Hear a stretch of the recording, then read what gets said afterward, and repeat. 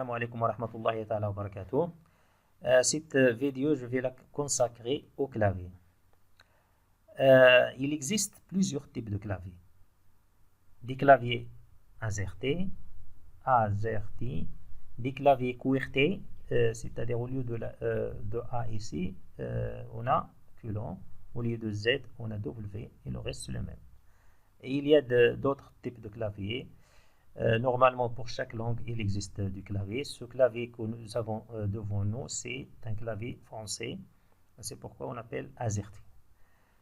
Le clavier AZERTY, il est composé de 4 zones. 4 zones qu'on appelle des pavés. La zone en haut, c'est une zone de touche de fonction. Zone au pavé, touche de fonction. Cette zone, on l'appelle clavier alphanumérique ou bien le pavé alphanumérique. Ça veut dire qu'il contient tout l'alphabet, les touches qui permettent d'écrire l'alphabet A jusqu'à Z. Et vous avez des nombres, des chiffres, du numérique. Puis, puis il y a un clavier touche de direction. Alors ce pavé-là, ça permet de déplacer le curseur dans un texte, par exemple. Le curseur, je place le curseur ici avec la souris. Pour se déplacer, je peux utiliser donc ces touches vers la droite, vers la gauche. Donc si je l'utilise, je déplace vers la gauche, je déplace vers la droite, je déplace en haut, je déplace en bas.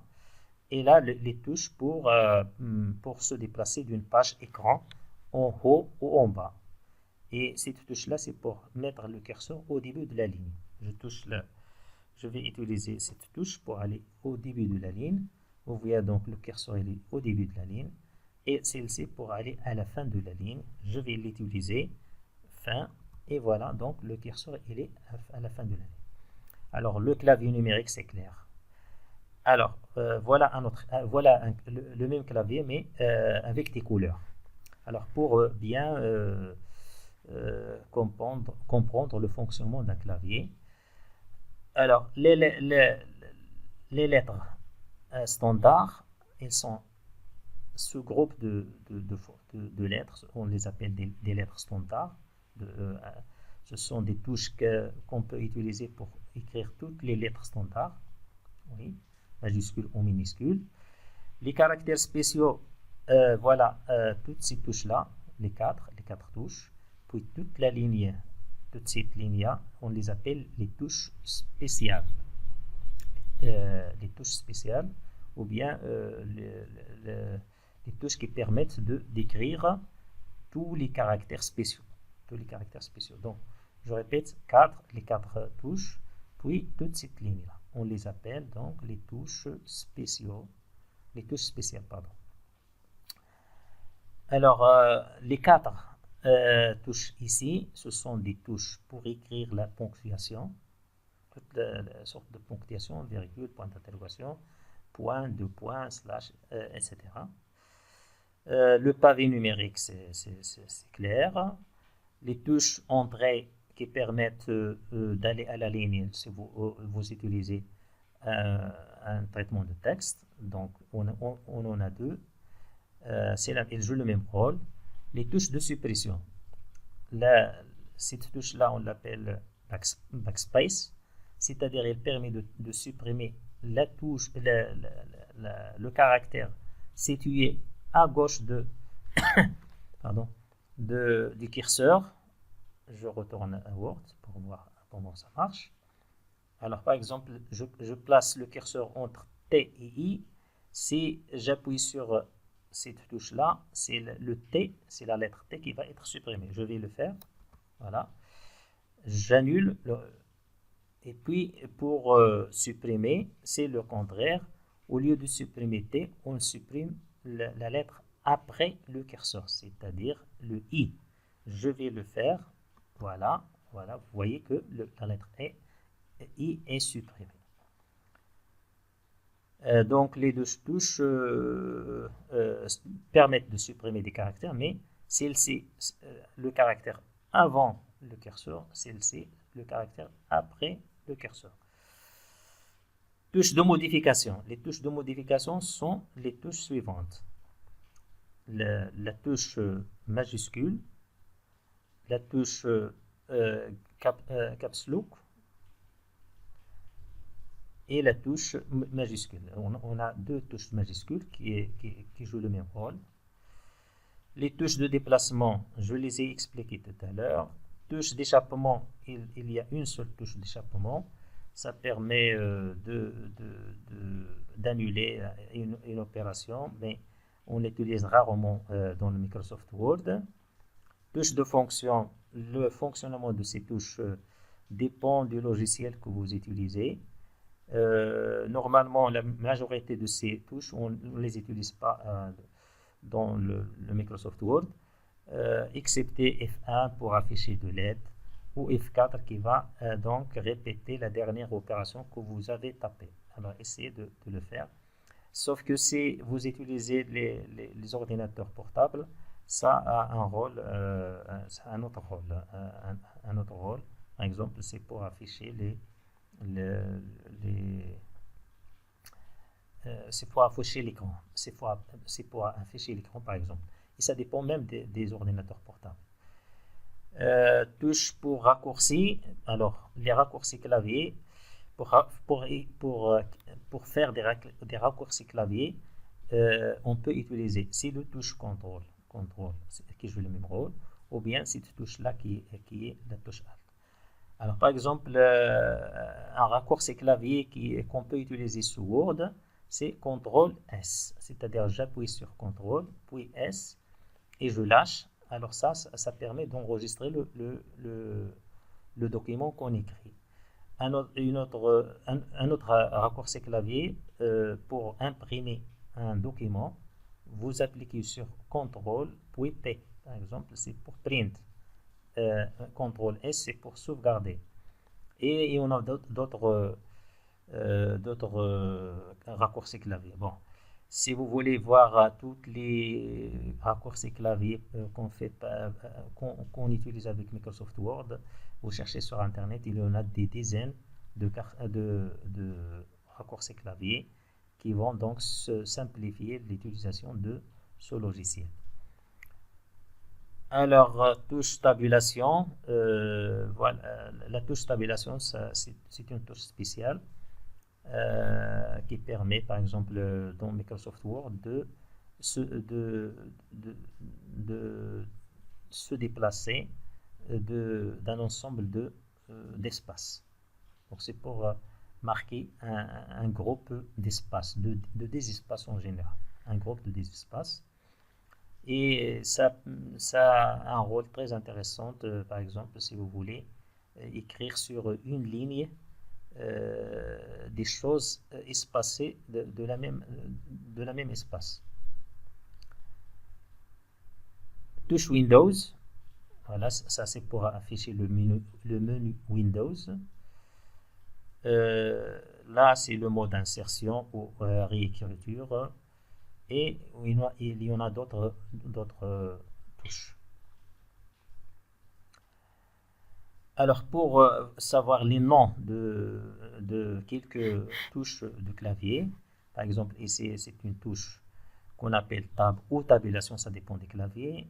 Cette touche-là, on l'appelle shift en anglais, majuscule.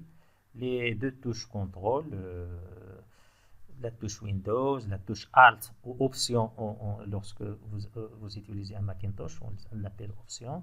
La touche espace, la touche Alt-GR, etc. Alors ici, vous allez remarquer que en général, une touche quelconque, ça permet d'écrire au moins 2 caractères. C'est-à-dire chaque touche, parmi les touches alphabétiques ou bien les touches alphanumériques, chaque touche, ça permet d'écrire au moins 2 caractères. Par exemple, vous voyez les touches spéciales, chaque touche est marquée soit deux symboles, soit 3 symboles. Donc le maximum, c'est 3 symboles. La question de savoir comment écrire tous ces caractères avec le clavier. Alors les touches, je commence d'abord par les touches standards.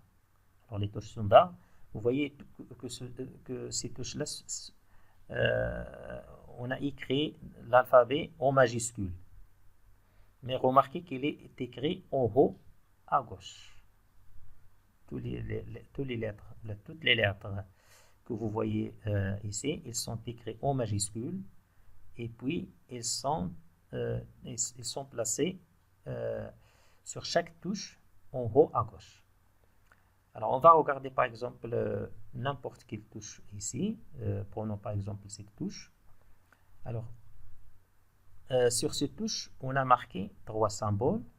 Un symbole en haut à gauche, un symbole en bas à gauche et un symbole en bas à droite. Et cette zone-là, on n'a rien écrit sur toutes les touches. Hein. Si vous voyez, il n'y a pas de touche où on a écrit quelque chose ici, c'est-à-dire en haut à droite. Alors, pour écrire ces caractères, retenez que pour le caractère situé en bas à gauche, on l'écrit directement. Ça s'écrit directement en appuyant sur la touche, sur n'importe quelle touche. Par exemple, si vous voulez écrire A accent, vous tapez sur cette touche et vous aurez A accent.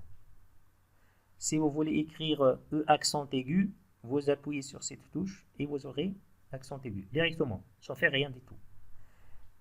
Par exemple, pour écrire le symbole égal, vous appuyez sur cette touche directement. Si vous voulez écrire une parenthèse, vous appuyez sur cette touche directement, la parenthèse ouvrante. La parenthèse fermante, c'est cette touche-là. Alors, pour écrire la touche, le symbole qui est écrit en haut à gauche de n'importe quelle touche, alors on utilise la touche Shift, celle-ci, ou bien celle-ci. C'est la même chose, elle joue le même rôle. Donc, pour écrire un symbole ici, comment on va faire? On va appuyer sur Shift, puis sur la touche. Par exemple 5, j'appuie sur Shift, puis sur cette touche, puis je relâche.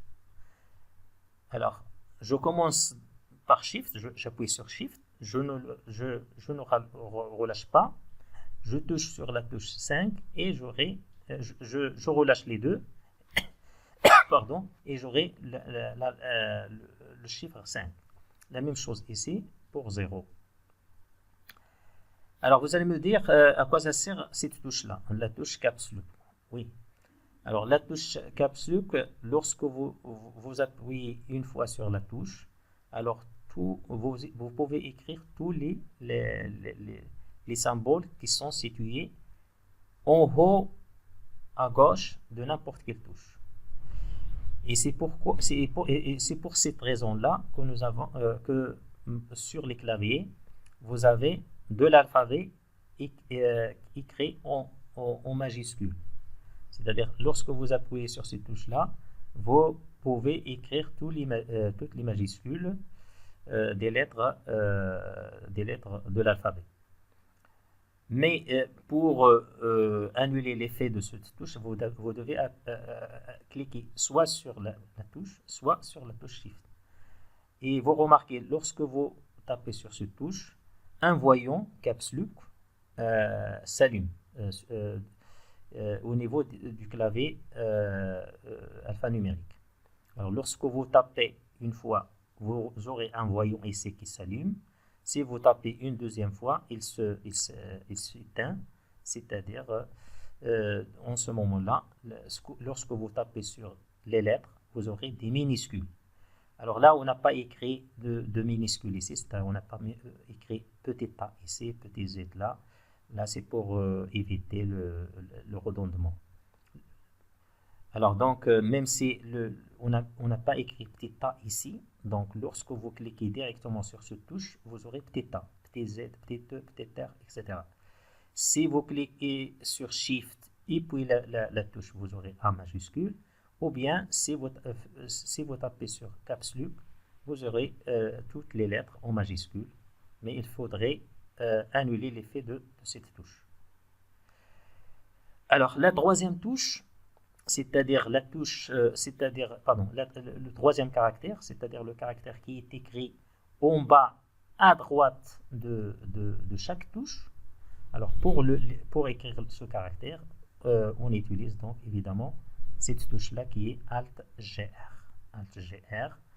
Et vous avez déjà